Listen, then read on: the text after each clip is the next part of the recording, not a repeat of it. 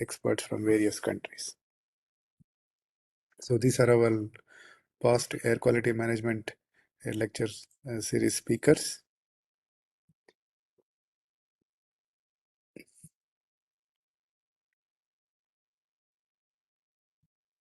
Now, in order to strengthen our air quality management lectures and also the air quality management activities, we also started Air Quality Management Association in 2022. So again, it is another platform where it provides a freedom to serve the society in addressing the air pollution problems. This is a forum where brings a diverse expertise in addressing the air qualities both in rural and urban areas. So please, take time to go through this website and also join us these initiatives. We also started Air Quality Indian International Conference on Air Quality Management about 10 years, and now we are having 11th conference, which will going to held on 14th to 18th December 2026 at IIT Madras. Please look for more details in the website given.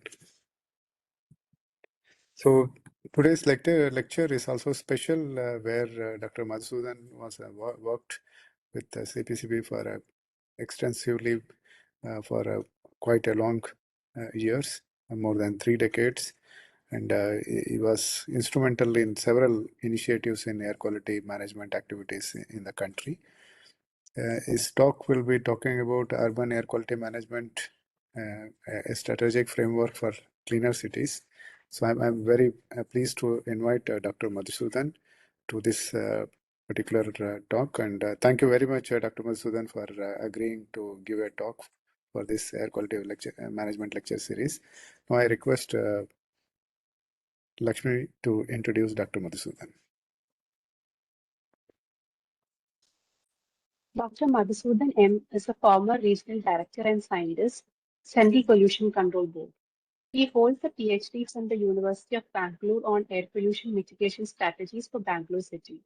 He has served as an expert member in several national committees under the Ministry of Agriculture, MOEFCC, CPCB, NGT, Namami Ganga, and other Government of India initiatives.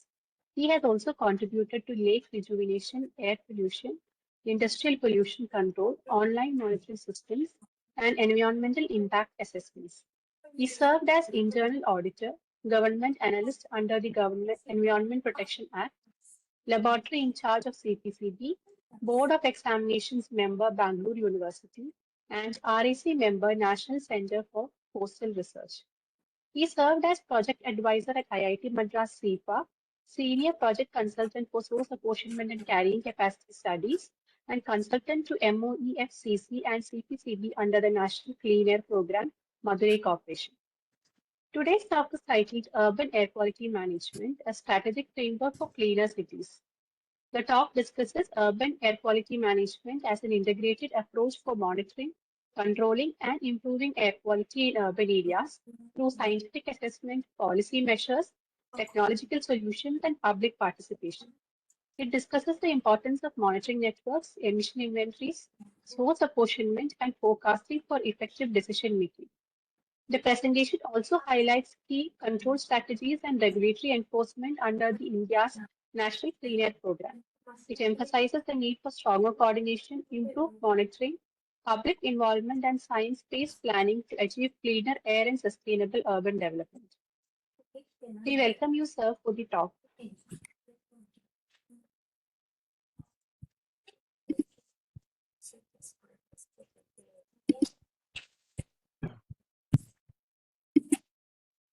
Shall I share the slides? Yeah, 1 minute. I'll stop sharing the screen.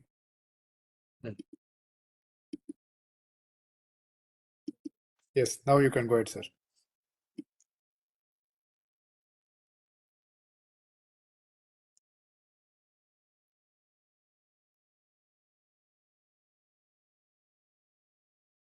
Sir, it is visible?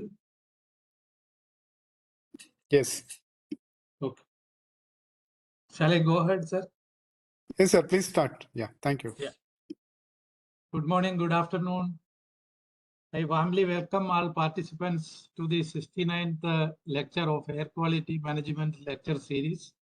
It is my privilege to be part of this lecture series because during 2020 October, we have started this event under CEPHA network.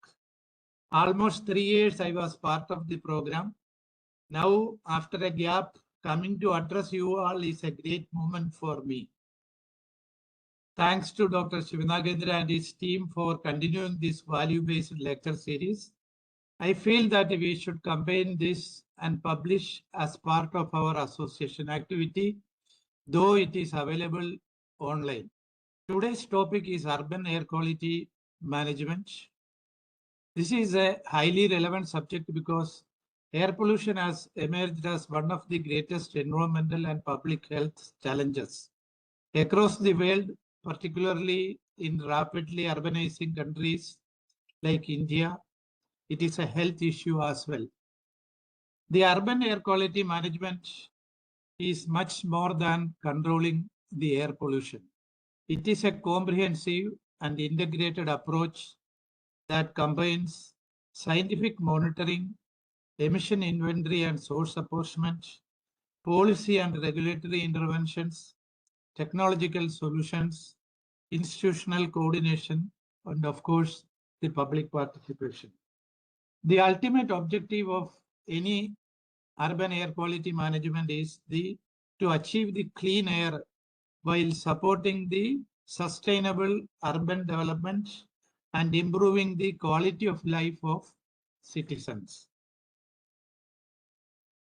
This lecture has been prepared based on my experience in Central Pollution Control Board as a consultant for preparation of source apportionment project at IIT and also as a consultant of MOEF under National Clean Air Program. So about this presentation, this is organized around 4 key questions that everyone like to ask and get an answer. What are the questions? What we have done so far? So this is nothing but the actions we have done. What have been achieved? This is the status of the air quality status. Are we on the right track? This is identifying the gaps in our system. What more need to be done is the way forward and the challenges we are facing. So let us look by each one. To be frank, we have already This slide highlights the major regulatory actions taken in India to control urban air pollution. The foundation is provided by the Air Prevention Control Pollution Act 1981 and the Environmental Protection Act 1986.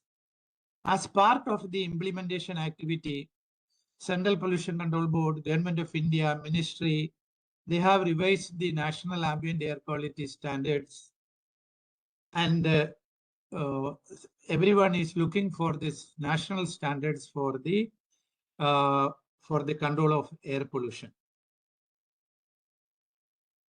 This for the industries, pollution control measures includes mandatory environmental clearance, sector-specific emission standards, identification of critically polluted areas through CEPHA framework, followed by targeted action plans, which encourage the cleaner production and improved environmental performance.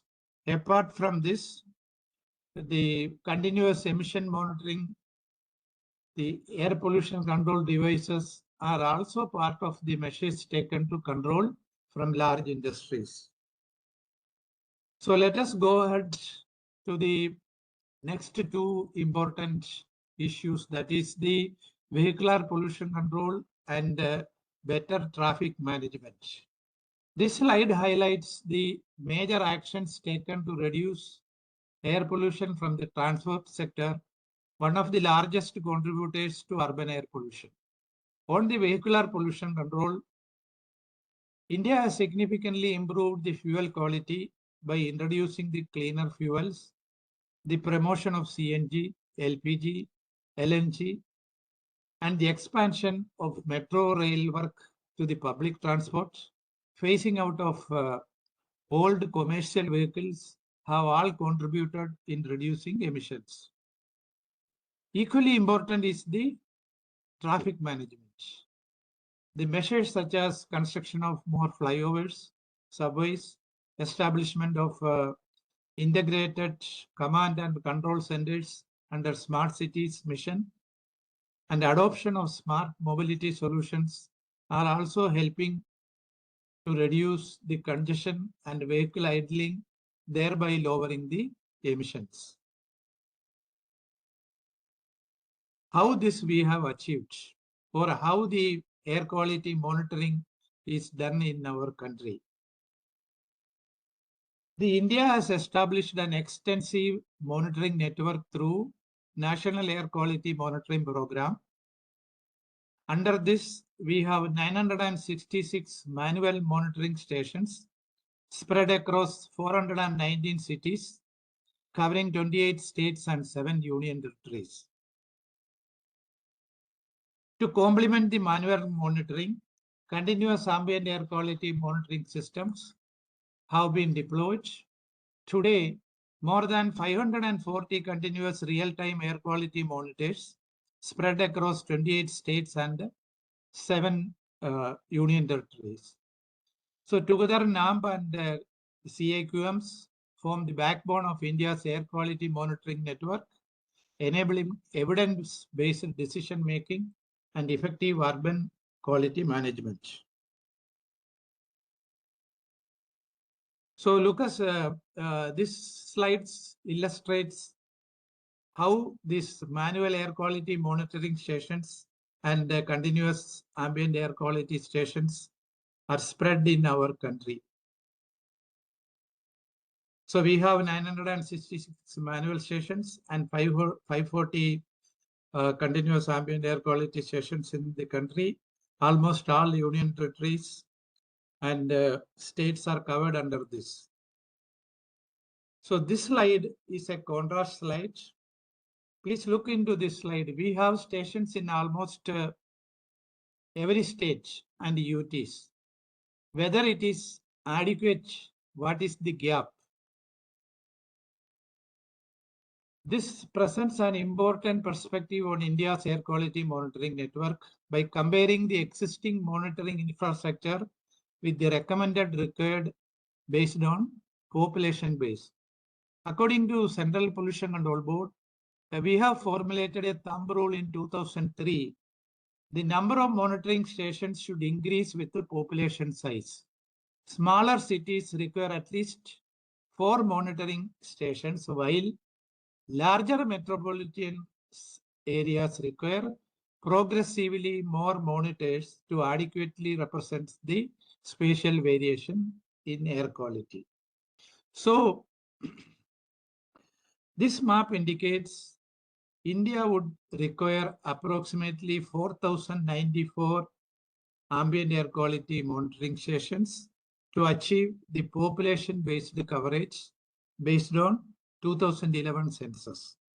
What is the impact?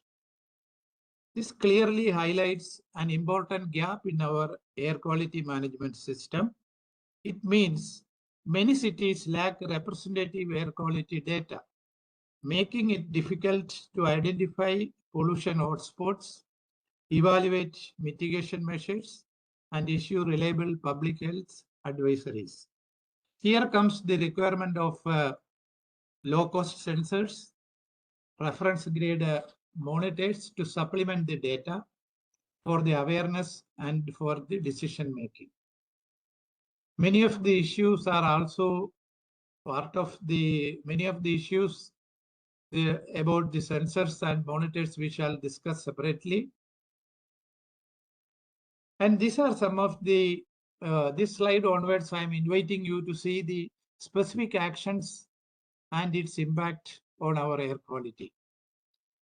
The Air Quality Index, introduced in 2014, is like the health report card for the air we breathe.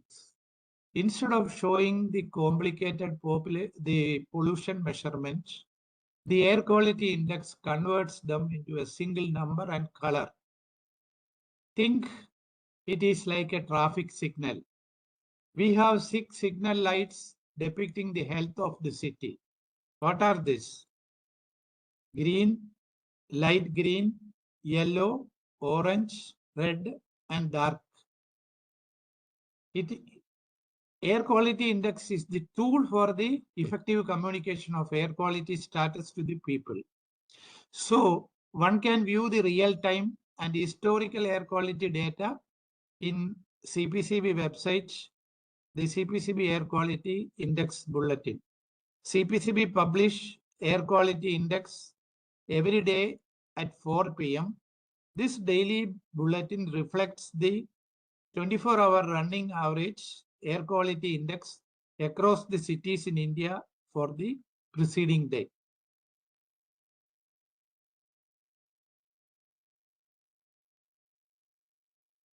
So from what are the inferences we have taken from this air quality index?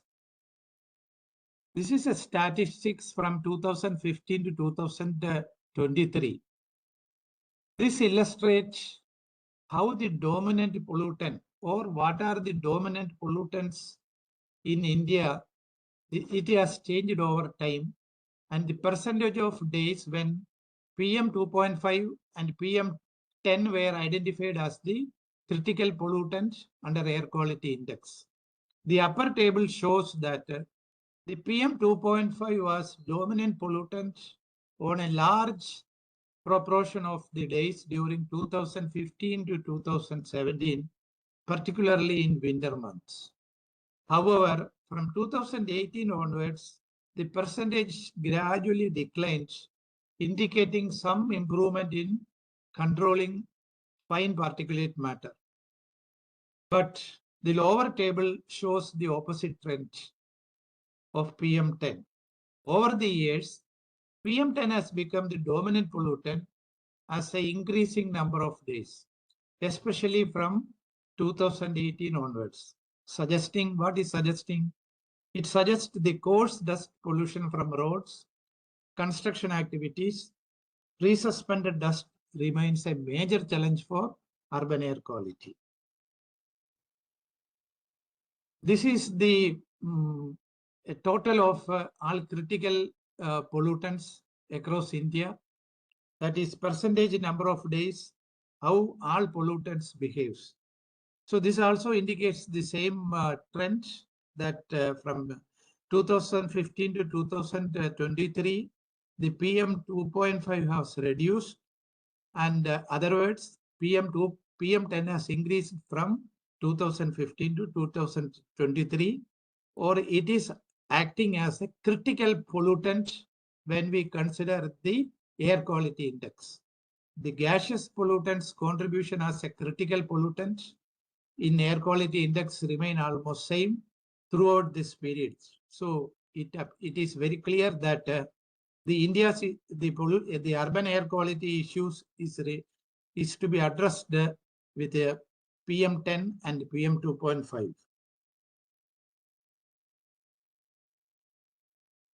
This is for simple comparison, or it is an interest for those who are working in air pollution control. The contrast is quite striking.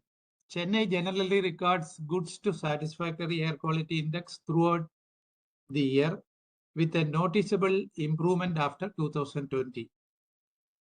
In contrast, Delhi experienced moderate to very poor air quality for the significant part of the year, particularly during October to January.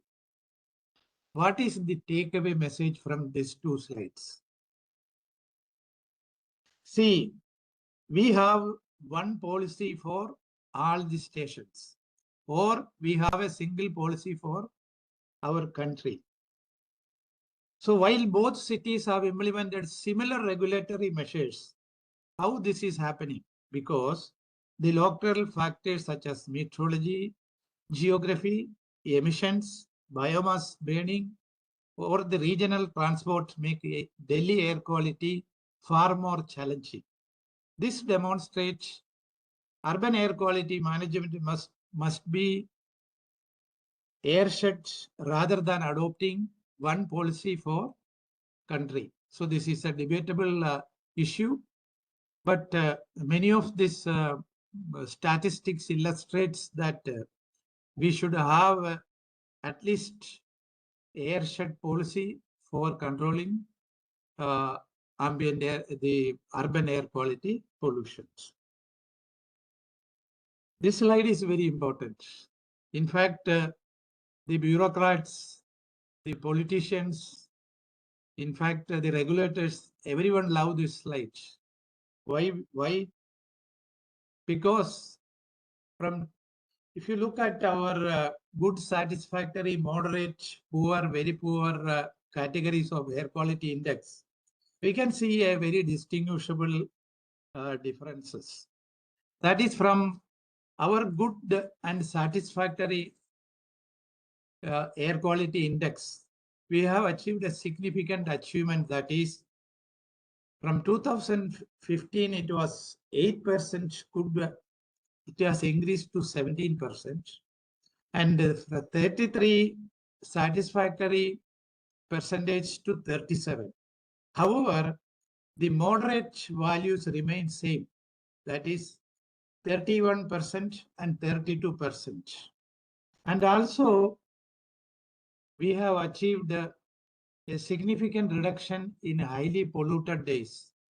That is, very poor air quality days have been declined from 11% to 3.2%.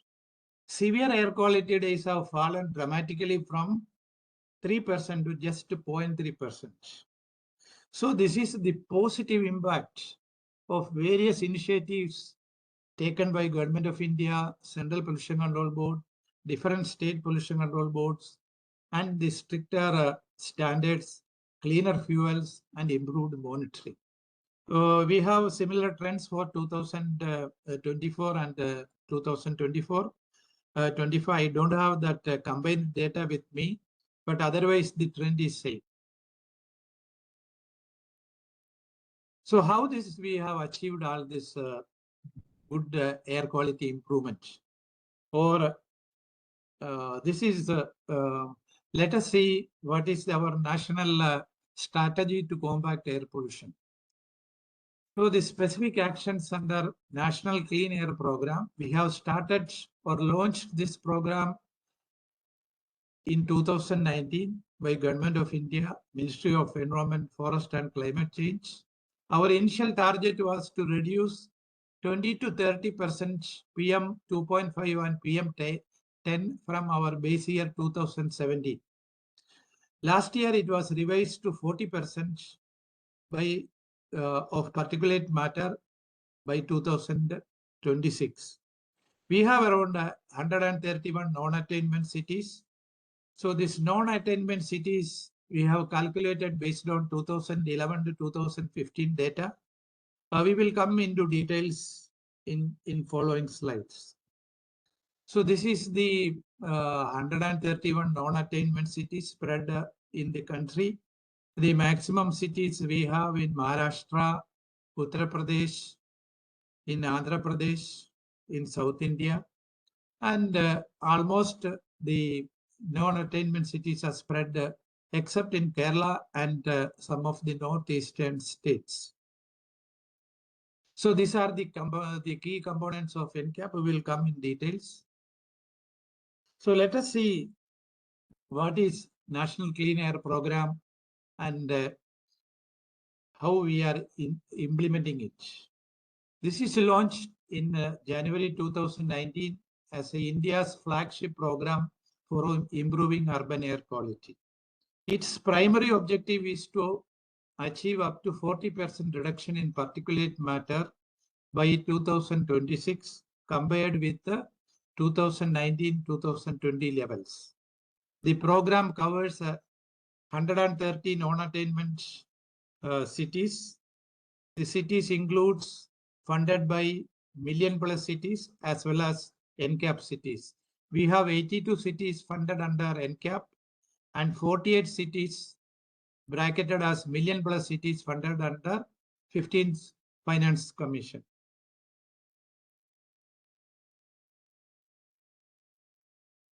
This program covers 130 non-attainment cities, which dedicated funding through NCAP and 15th Finance Commissions. The key message is that NCAP has shifted India's approach from pollution control to performance-driven quality management with city-specific action plans, measurable targets, and continuing monitoring progress. How we are achieved all these things. So let us see in details.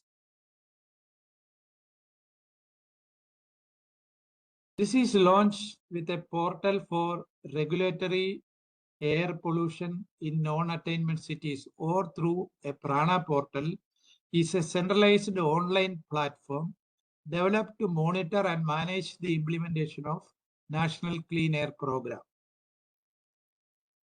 This is a paperless portal, web-based monitoring portal, and each participants can access at different stages. It covers around 7 thematic areas. These areas are air quality data, waste and biomass burning, industries, vehicles, road dust, construction and demolition, public outreach, and capacity building. This paperless project management allows state pollution control boards, ministry to track the progress of the clean air action plans. These 7 thematic areas are known as the clean air action plans. We can monitor the performance in each thematic area, ensure the transparency, and also ensure the accountability. So what is the financial implications or financial details?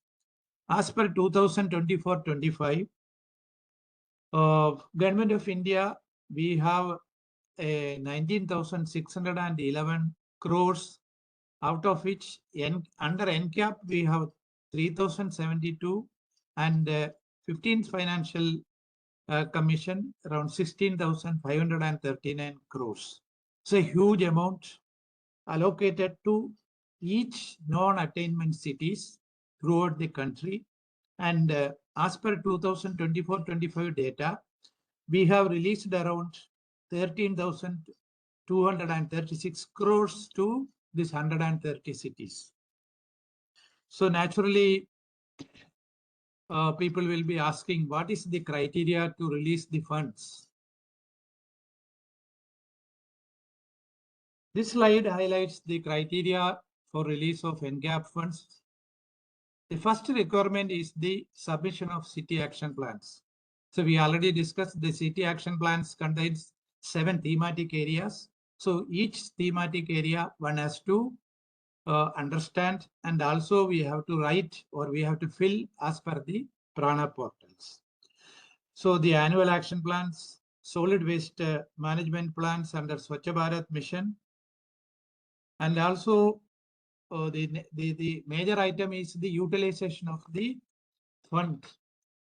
To minimum 75% of the funds released in the previous financial year has to be utilized. And another important condition to release the fund is the 100% updation of project progress on the Prana portal. And also the cities are also expected to hold regular meetings of district and city monitoring committees, and also to review the progress, to resolve any issues, and also report to the higher-ups. The participation of the national initiatives. This is also important for the release of the criteria for release of funds to NCAP cities. Each city has to participate in Swachh Vayu's Sarvation, Swachh Bharat missions, garbage-free city, star ratings, that is IEC awareness, that is information, education and communication campaigns for the schools, My Bharat Abhiyan, So this all encouraged to strengthen the public participation. So based on the performance of each criteria, the fund has been released to each city.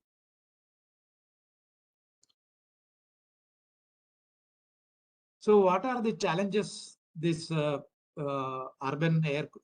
local bodies or municipalities or corporations facing? So these are the key gaps, or otherwise we can say the key gaps to be addressed for effective implementation of NCAP. The first priority is to speed up the utilization amount. So we can see that only 70% to 75% of the money we have released has been utilized by the urban local bodies. Cities must complete the reform-based activities required under each financial year.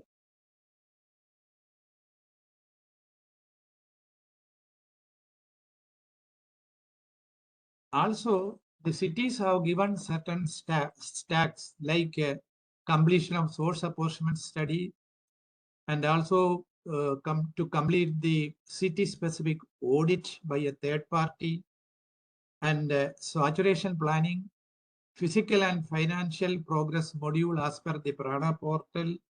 So these are the different areas in which the city has to take the action, and based on that only the funds will be released. So this is the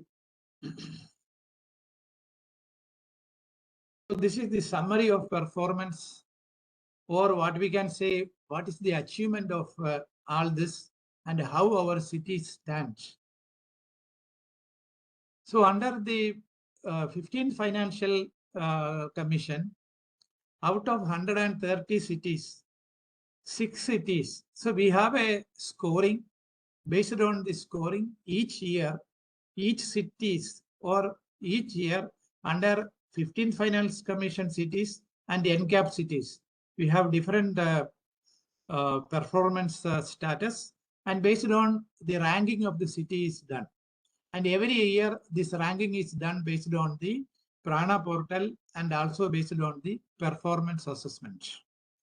So during the last year, 6 cities, that is Jabalpur, Surat, Ludhiana, Varanasi, and Allahabad, they have obtained 100% scores, and 29 cities obtained less than 75% scores. Under NCAP, 35 cities scored more than 100 marks or 100% fund allocation, and 23 cities scored below 40 marks. It means these cities won't get any fund for further improvement. This may look harsh, but through Prana portal, under the 7 thematic schemes, every day, every week, the monitoring and also the performance is being monitored. So city have every chance to improve it, or city have every chance to update their requirements or update their progress in the Prana portal. Even different levels, that is under State Pollution Control Board, CPCB, Ministry, the progress is being monitored every month. Meetings are being conducted every quarterly meetings with the city commissioners and also city engineers. Even then, you can see that 23 cities scored below 40 marks and no allocation of fund is given to these cities. But the 35 cities which got more marks, or we can say eligible for 100%, they are getting the required fund plus incentive grants. The incentive grants are taken from the 23 cities allocated funds. So the cities performing better, they are getting better benefits, and they can excel in controlling air pollution. It may be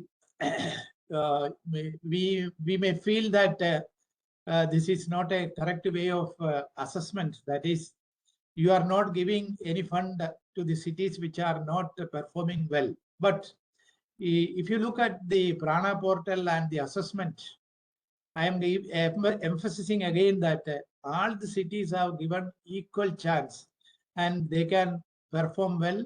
And if 1 year they are not performing well, or if they are only they got 25% fund, they can improve upon. And the next year, if they come to the 100% fund allocation status, the cities will get a better outlay under NCAP and 15th Finance Commission Fund. So this is the summary of performance of, this is the latest one, that is 2024 updation of 130 cities. And 2025 updation is in progress. And maybe within a month, we will come to know which are the cities excel in 15th Finance Commission Fund and NCAP funds. So this, with this, we are coming to how we are defining the air quality management. So let us see how we can define the air quality management, different components and its importance. The basic issue is setting targets and how we achieve our desired goals. Of course, these desired goals can achieve only through programs, reviews, different strategies, monitoring, evaluations, and estimations. So let us see the key components of urban air quality management. So I here summarize the components of urban air quality management. These are the first priority is the strengthening of air quality monitoring. The next is to reduce the emission from industries, diesel generator sets, and vehicles, which are the major contributors to urban air pollution. The transition of clean fuels, electric mobility, efficient public transport, better traffic management, giving importance to preventing open burning of municipal solid waste, ensuring proper construction and demolition waste management, and controlling the road dust. These are the major components of urban air quality management. Of course, the indoor air quality and household air pollution is also one of the major issue for our urban air quality management. So let us look how we can strengthen the air quality monitoring.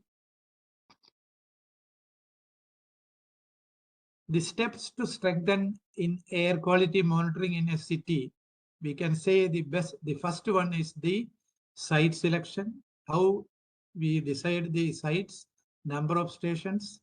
Guidelines are there with the Central Pollution Control Board. Ministries have issued the guidelines, the monitoring methods, parameters, frequency, according to which part or which methods these are already available, and what is the frequency based on it is also available with CPCB, and which are the analyses to be used, SOPs, and monitoring should follow standard methods, measuring right pollutants at the required frequency. Sample must be properly collected, preserved, analyzed. We have to ensure that it reaches the lab in correct time. And the SOPs, that the quality assurance, quality control, we have to see the satellite observations and the low-cost sensors. We can compare our data with this also. And the continuous training and capacity building for the technical staff, it is a very important part of this strengthening of air quality. Finally, the public awareness and the participation is the crucial, so that air quality information leads to informed decisions and community action. So this is how we can strengthen our air quality monitoring for any institutions or any local bodies who started this strengthening the air quality monitoring. They should look into these components and start the air quality monitoring. So this is then comes to abating the industrial pollution. Industrial emissions are major source of urban air pollution, particularly the gaseous pollutants. So if you look into the industrial pollution, the particulate pollution is secondary. Rather, the gaseous pollutants are more important when we talk about the industrial pollution. Of course, the control of fugitive emissions are important for the larger industries. Promoting transition to cleaner fuels such as natural gas, renewable energies are important. Controlling emissions from boilers, stacks, especially small and medium industries, very much required. Installing continuous emission monitoring systems, that is SEMS. Adopting cleaner technologies, air pollution control devices, and ensuring regular inspections are important for abating industrial pollution. We also have to ensure that industries have valid environmental consents, environmental clearances, and also whether they are doing periodic environmental audits by third party. Improving the transparency through public dashboard. CPCB and ministry, we are always asking the industries to have a public dashboard so that the real-time monitoring of the data, the inspection reports, and third-party audits are available for public to see, so that one can understand how far the industries are performing and how far they are sharing the monitoring data. So let us look into the other important urban air quality management. That is the control of air pollution from diesel generators. These are significant source of particulate matter and NOx emissions, especially in urban areas. They are estimated to contribute around 7 to 18% of air pollution in India. So what we are suggesting, restricting the use of small DG sets in congested commercial areas, promoting the cleaner alternatives such as solar power systems, inverters, and gas-based generators, and retrofitting or converting the existing DG sets to cleaner fuels, and installing emission control devices. Encouraging the dual fuel technology, which can reduce NOx emissions by up to 50 and PM emissions by 50%. So these are the control measures suggesting for controlling pollution from diesel generators. And definitely the air pollution from vehicles and transport sector, everyone is interested, everyone is aware of the issues. Adopting cleaner technologies like introducing the BS6, electric hybrid CNG, the ethanol-based vehicles, retrofitting diesel vehicles with DPF filters, enforcing vehicular emission norms, mandatory PUC checks, identifying highly polluted vehicles through remote sensing, phasing out of old autos, two-stroke vehicles, encouraging cleaner transport, improving fuel quality with low sulfur fuels. These are major issues when we talk about air pollution from vehicles and transport sectors. Of course, this is another important slides. Here we shows what is the Government of India's CPCB's ministry's interested in introducing clean fuels in India. For the clean fuels, National Hydrogen Green Hydrogen Mission, we have an outlay of 19,744 crores outlay to develop green hydrogen production, so that we are incentivizing the use of heavy duty commercial vehicles and trains. We have a program of ethanol blending program. Now from 20% to 80% it has achieved. So national vehicle scrappage policy is there. That is registered vehicle scrapping facilities in each non-attainment cities. This is one of the conditions for getting the marks under performance. Then the national auto fuel policy. When we talk about the electric mobility and infrastructure, we have a PMA drive schemes. That is 10,900 crore scheme is supporting EV adoption. And then around 18,100 crores production linked incentives for making advanced chemistry cell battery manufacturing so that the EV cost can be reduced. We have a very ambitious scheme of 18,100 crores production linked incentives. Then the e-Amrit portal, which has launched one-stop digital platform. This is launched by Niti Aayog. This provides consumers which EV to buy. It is a buying guides for electric vehicles. What are the incentives available and where the charging locations are there in the country. Then comes the effective public transportation. We have 57,613 crores electric bus or PM e-Bus Seva scheme is there.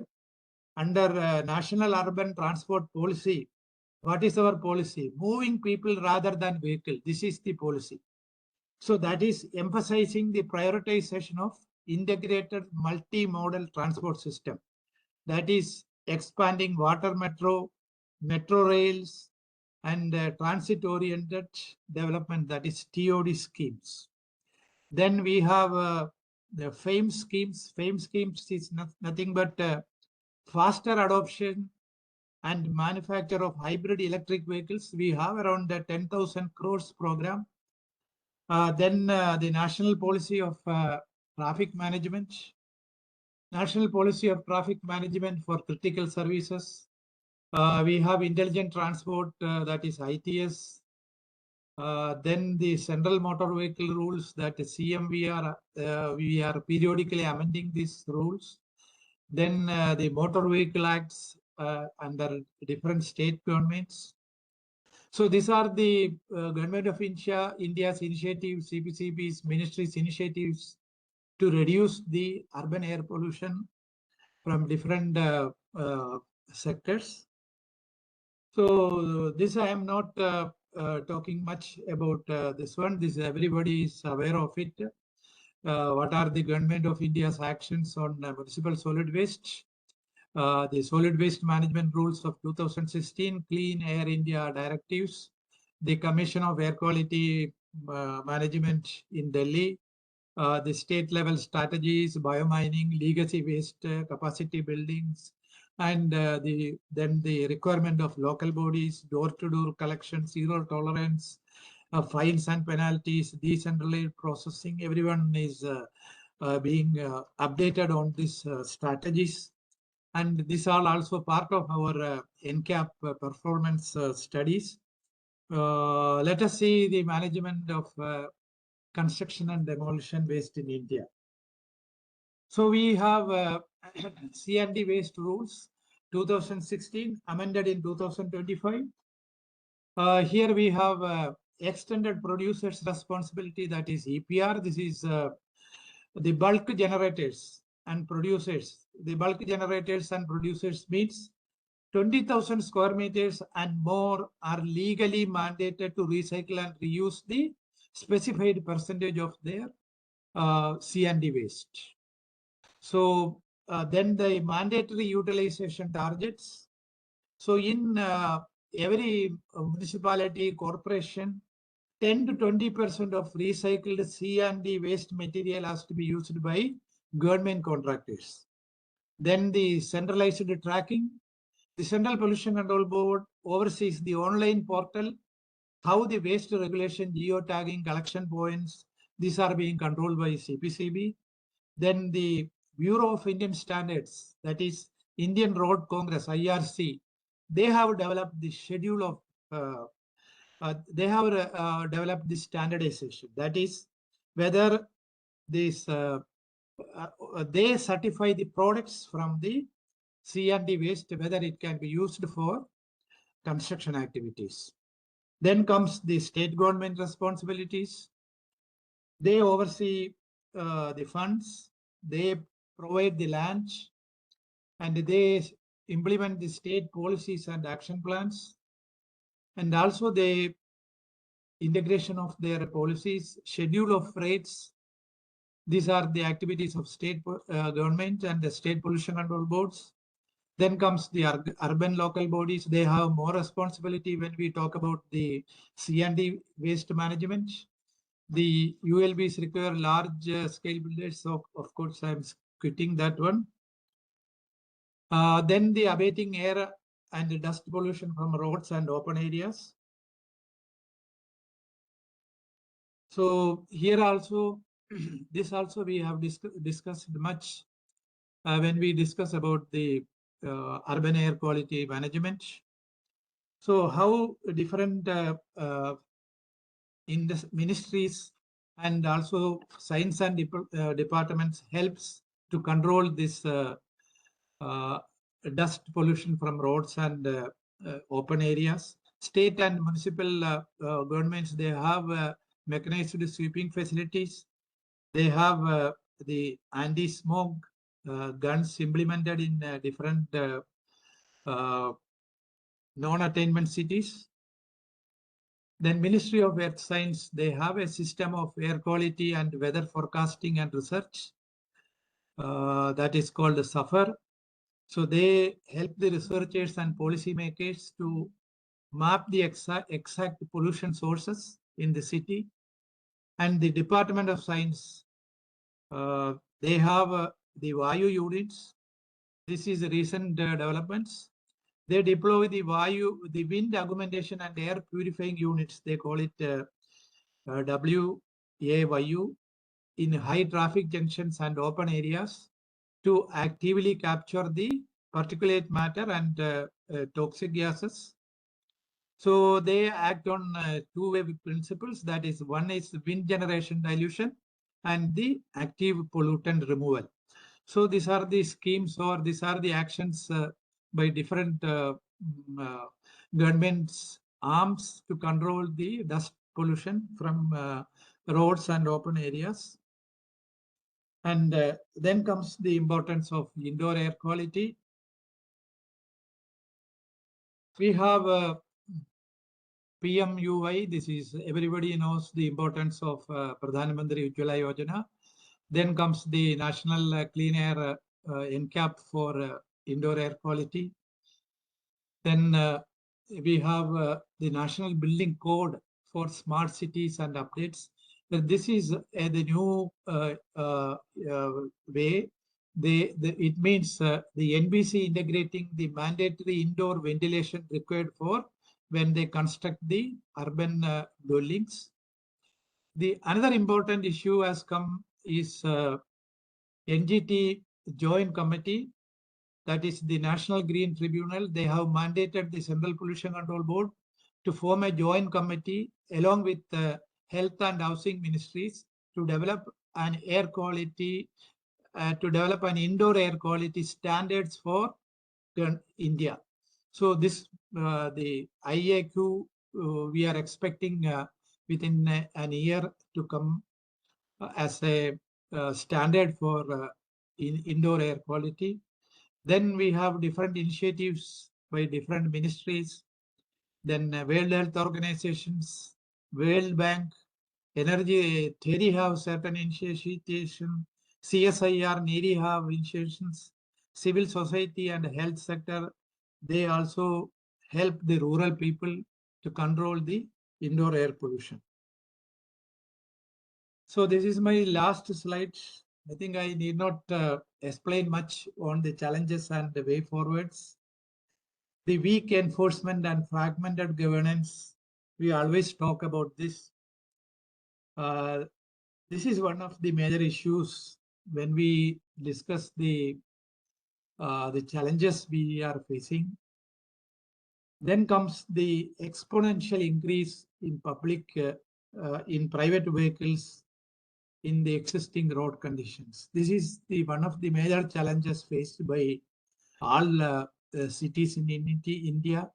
Then the inadequate monitoring, infrastructure and financial support, unregulated waste and biomass burning, slow adoption of cleaner technologies because of their issues of financial part, then the proper data dissemination and decision making. So these are the major challenges. And when we talk about the way forward, rather than city-specific action plans, we suggesting the airshed level management. Then, of course, the electrification, sustainability, decentralized data-driven industrial and agricultural integration, urban green infrastructure. These are some of the thoughts which many of the people are discussing in different forums. So these are the challenges and way forward. So thank you for listening. And if you have any questions, I can share if I can answer it. Otherwise, I can, definitely I can share with Dr. Sir for your understanding. Thank you. Thank you. Yeah, thank you, Dr. Madhusudanan, for an excellent talk covering the entire learning experience of air quality in India. So before we jump on to the questions and answers, so I request everyone to start the camera so that we can have one group photo. That time also give some break for Dr. Madhusudanan. So everyone, please start camera.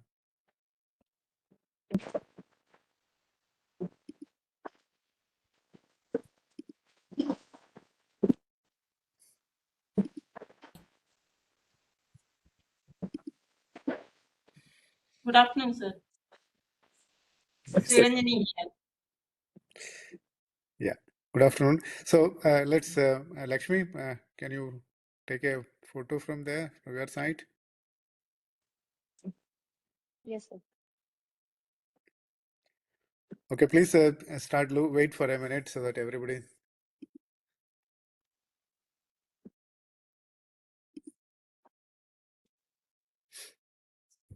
Everybody is growing younger nowadays.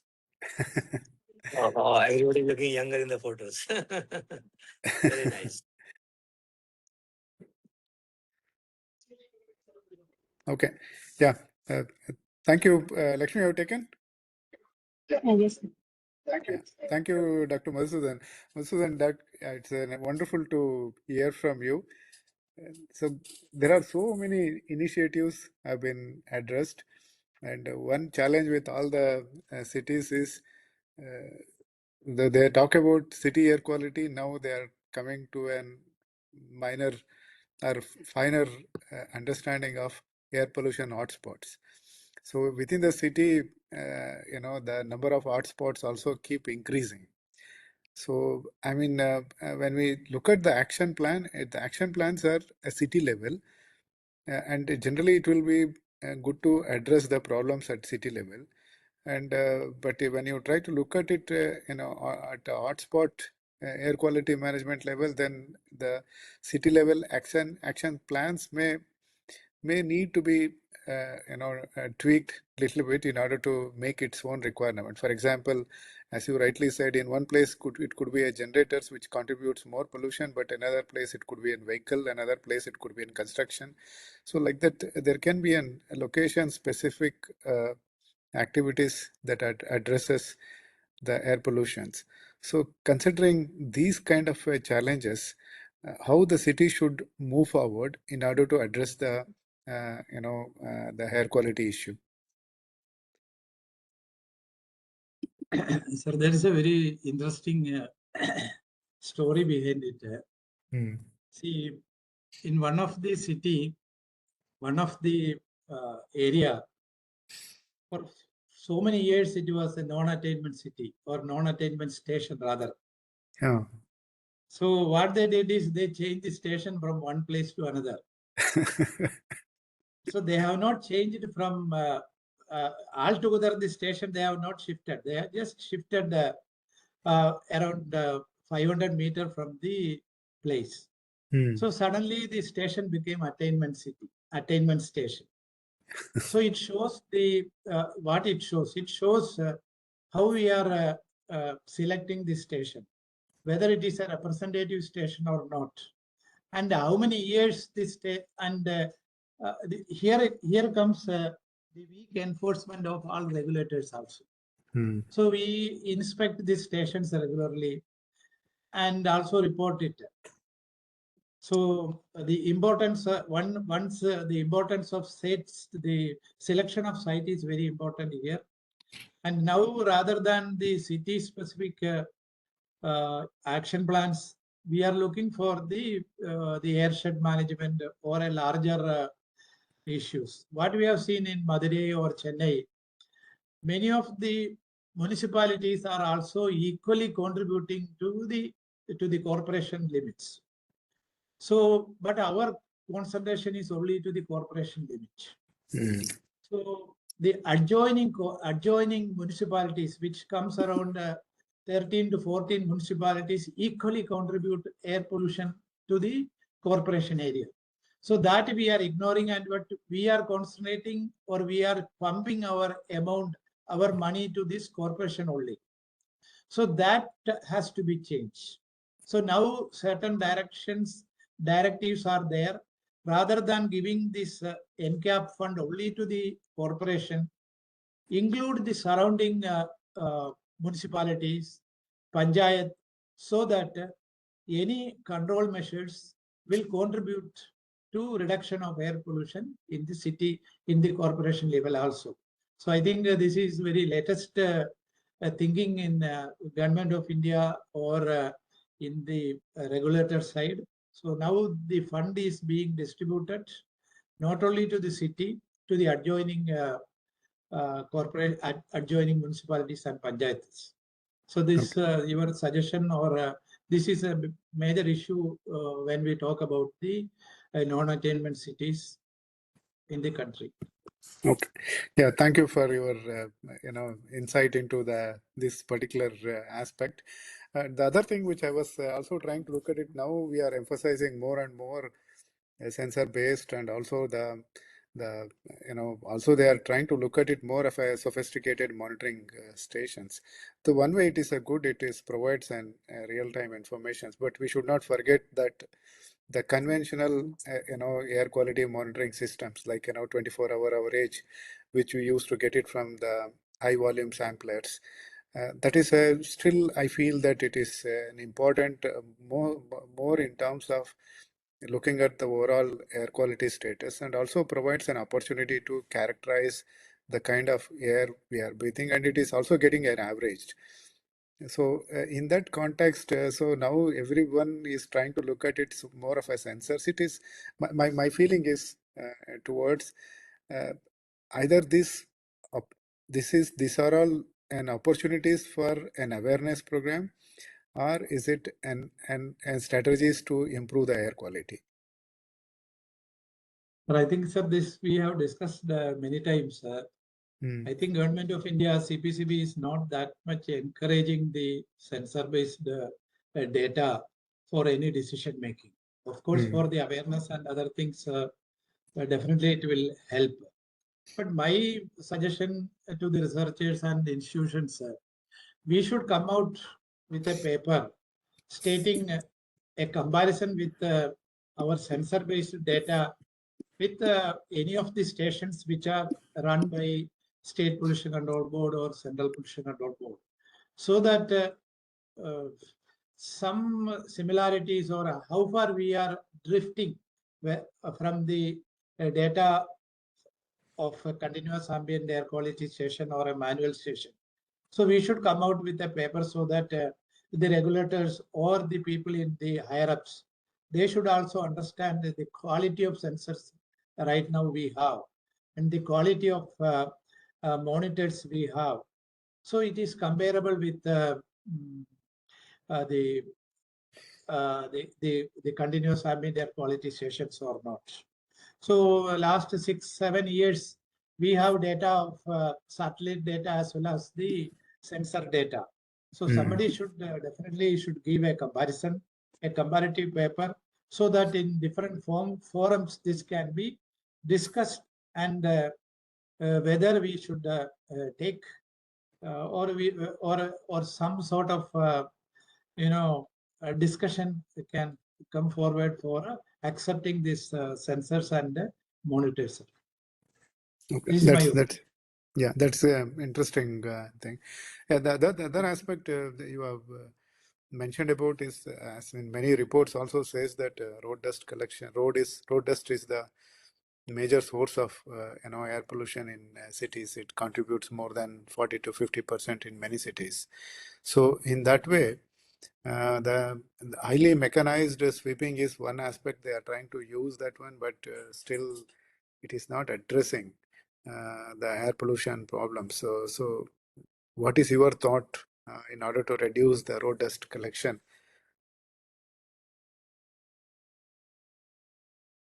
This mechanized sweeping is the, that is the deployment of vacuum assisted mechanized sweeping. This is the, rather than any other form of sweeping, this vacuum based mechanized sweeping may help some places. And also end-to-end paving is one of the major issues faced by all the cities. End-to-end paving. So when we award a work to a contractor in a municipality or a corporation, so what they should do or what they should ensure is end-to-end paving. So that is not happening in many of the municipalities and cities in our country. So once we do that, definitely we can have a control on the roadside pollution or the resuspended air, the air pollution from the roads. So we have seen in Madurai, we have seen in Chennai and other places also. The construction is happening even under NCAP fund. They are constructing the road, but and they stopping the when they construct, they stop near to the pavement, and that gap that may be only a 3 feet or 2 feet. So they from there we a lot of resuspended air, this dust comes out and create a lot of havoc in the city. So, okay, there is one question on the in the chart. There's many questions. Maybe I'll just why Indian cities remain among the most polluted in the world despite of decades of policy interventions, actions. So, any comments from your side? sir, I think our Indian cities are not that much polluted. Yeah. Only in the Gangetic the cities, there because of the the meteorology and also the topography of the area and the wind movement, this is happening. This is happening even though we have a lot of incentives for control of air pollution. But if you look at the entire country, the graphs, we are not increasing our very severe days. In fact, we are having 32% satisfactory air quality index or days in our country, 32%.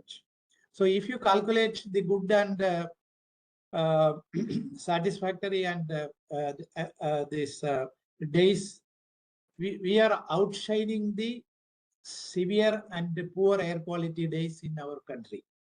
So, but of course, what is happening? We have more number of stations in the Gangetic area.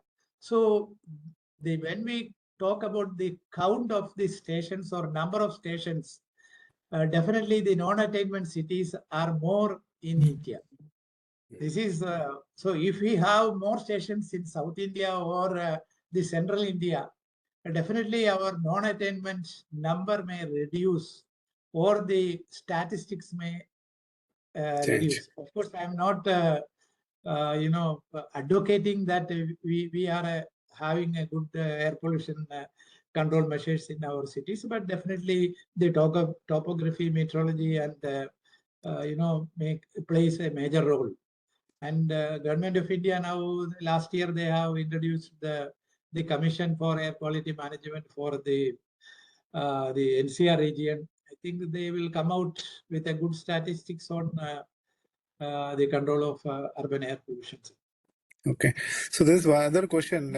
So, based on your experience, what is the best way to control PM10 concentrations in a city? I think I need not say which one is the best one. The all suggestions which we have put forward, if we implement properly, definitely it will control. But with my experience, the municipal burning, this C and the waste disposal, if the local bodies can control the proper disposal of C and D waste which generate in the city, and also if they can have a control on uncontrolled biomass burning in the city, definitely it will improve the air quality in any city, along with the end-to-end road pavement. Of course, the Green Islands, Miyawaki Forest, these are all part of the green infrastructure development. It also help to have a sink for air pollution in cities. Okay. Yeah. Another question. So since Guptaji has rightly said, more and more young people are become more and more young. So there are also looking for some research avenues.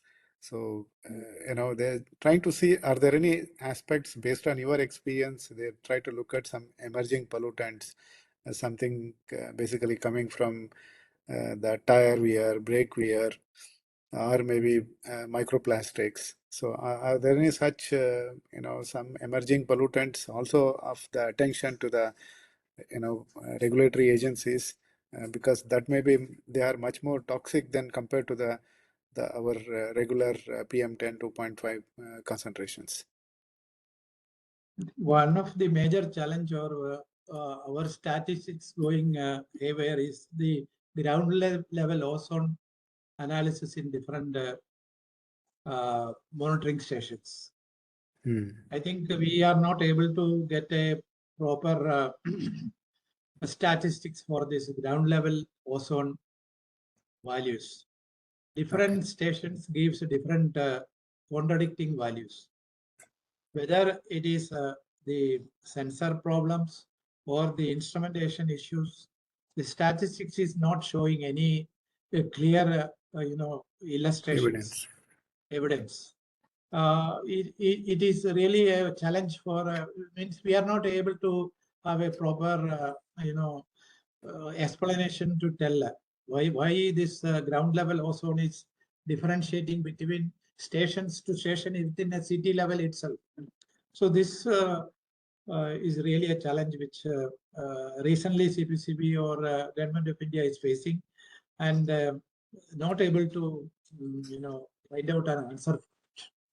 Okay. Yeah. So thank you very much. I think it's an excellent, talk. And Guptaji, any comments from your questions from your side? Thank you, sir. Just a small comment, sir. Having interest in air quality, so I keep listening to such interesting lectures and which are thought-provoking always. And thank you, Shiva, for organizing such a very nice lecture series every month. We do educate ourselves on various aspects. But one thing I sometimes keep on wondering that there is a saying in our Indian culture that one learns from the mistakes which we make in our life. So have you ever thought of introspecting where we have made the mistake in air quality management? So two thoughts come to my mind. One, both of you have already mentioned, Dr. Madhusudanan also mentioned, and Dr. Shiva also mentioned. And these are two things that there is a defect in our monitoring, air quality monitoring system. We have placed our monitoring stations wrongly placed. So the data which we are getting is all fictitious or not reliable or not accurate. So this is the first mistake which we have made, and we are not correcting it. So I think we must learn from this mistake that, all right, if we have made a mistake because of whatever, constraints were there in setting up air quality monitoring stations, I think this is one mistake which we have made. Second mistake, which Dr. Shiva also mentioned, that we have put more reliance on real-time monitoring methodology rather than conventional methodology. Actually, real-time monitoring, the purpose of real-time monitoring was to set up simultaneously air quality management plans for the cities, which have unfortunately not developed. So our purpose of setting up real quality monitoring stations have totally failed. So I think we have to reverse or rectify this lacuna, that we must develop city-wise air quality management plan based on the real quality. But unfortunately, this real quality management, real quality monitoring system have three problems. One is that they are all being manipulated. All the data from these stations are coming as manipulated data. You are not getting factual data. It is leading to corruption at several places. Third thing is that it is not developing any understanding in the scientific personnel. They are just, numbers are just coming, which as if the scientific community has no role, only the general community has a role in it. So scientific community is not able to really understand why this value is high, why this value is low, because they are just giving the numbers. And in my opinion, it is increasing the incompetency in the scientific personnel. So I think we have to relook at this whole system. Yeah, whether our station needs to be, location of our station needs to be recorrected. Secondly, shall we rely more on real-time monitoring, or shall we once again revert back to conventional manual monitoring systems? These were two of my comments. So, maybe Thank you, Gupta ji. I think your experience always speaks loud and make us also, think through. I think it's also good for the younger generation also to look into that. Although, system will have some deficiency, but yeah, because the technology and the technocrats, the younger generation will able to address and take the things move forward. And I take this opportunity to thank Dr. Madhusudanan, although we have interacted several active times, and also he was giving talk in various platforms. Thank you, Dr. Madhusudanan, for a wonderful talk and also share your entire experience with that. Thank you. Yeah. Thank you, sir. Thank you. Some of you just indicated, when is the next lecture? Generally, we wanted to keep our air quality management lecture series on Friday of third week of every month, and that too we will keep it as 3 to 4 o'clock, or depending on the speaker, we try to adjust it. If it is a speaker from outside India, then we have to look convenient time for them. Otherwise, we generally keep 3 to 4 as a Friday. Please, if you are interested, please send your email ID so that we can also register as a calendar invite, and you can keep all this recorded for attending these talks. Yeah, thank you so much. Thank you, sir. Thank you. Thank you.